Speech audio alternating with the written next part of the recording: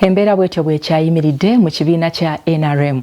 Wetweyongerayo mu kkooti enkulu ewozesa emisango gy'obutujju, omulamuzi avumiridde ekikolwa kya poliisi okutangira bannamateeka ababavunaanwa okutta omwogezi wa poliisi mu ggwanga Andrew Felix Kaweesi okugenda okulambula ebizibiti ebyateekebwayo ku kitebe kya poliisi e Naggulu. Bibadde bikyali bwe bityo ate yo kkooti enkulu ewozesa emisango gy'enkayana ku ttaka bwetyo n'egoba omusango ogwawowaabirwa famire emu nga bagamba nti waliwo omugagga eyabatulugunya bw'atyo abamu ne batuuka n'okufuna ebisago eby'amaanyi naye nga entabwe eva ku kukayanira ettaka. Omulamuzi wa kkooti enkulu ewozesa emisango egy'obutujju Duncan Gaswaga avumiridde ekya poliisi okukugira bannamateeka babavunaanibwa okutta yali omwogezi wa poliisi mu ggwanga Andrew Felix Kaweesi okulambula n'okulaba ebizibiti ebyateekebwa ku kitebe kya poliisi e Naggulu. Okulira omusango kubadde kutandika leero wabula tekisobose oluvannyuma lw'oludda olwawaabirwa okutegeeza kkooti nti poliisi yabalemesa okulambula ebizibiti. What exactly happened? When we reached the gate. Did you get, but you came with the accused person? Yes. You are being expected? Yes. I told my colleague that we are going to... Mr. Lino? Yes. But when he was, because he was there before us, he was at the forensic department before us, so when we got to the gate, the police officers first of all refused all of us to enter, and later they said the lawyers can enter but not the accused person. Mu bimu ku ebyo ebirina okulambulwa mwe muli ebyakozesebwa mu ttemu lino okuli emmotoka, emmundu, pikipiki ezaakozesebwa n'ebintu ebirala. Omulamuzi Gaswaga azzeemu okuwa ebiragiro ebijja omuli okulambula n'okulaba ebizibiti bino awatali kulemesebwa poliisi. Anybody who is accused with a criminal offense, the prosecution must bring the evidence, witnesses to confront them.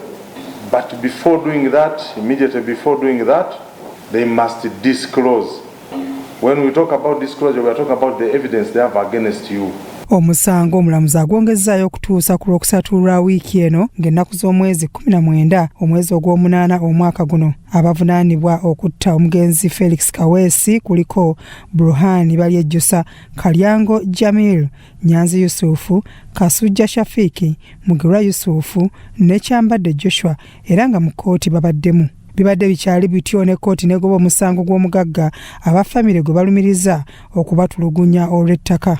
Kkooti enkulu ewozesa emisango gy'enkayana z'ettaka ku Tower ng'ebadde ekubirizibwa omulamuzi Flavia n'abakooza yeegobye omusango gw'omugagga Haji Asumani Ssebulondo gwe yateekayo ng'asaba bamulekwa ba Samwiri Ssebbowa Lwamasaka okusinga mu kkooti obukadde 4 okusobola okuwoza nabo.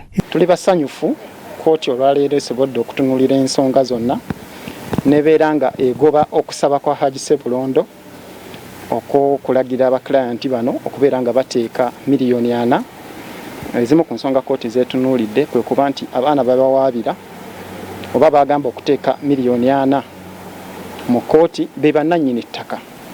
So tayinza kugamba bantu bannannyini ttaka okubeera nti ate bateeka ssente mu kkooti. Ssebulondo yatufuula abatalina ssente, tuyina amayumba, tuyina amataka, ettaka kwali lyaffe. Nganze ndi omu ku administrator.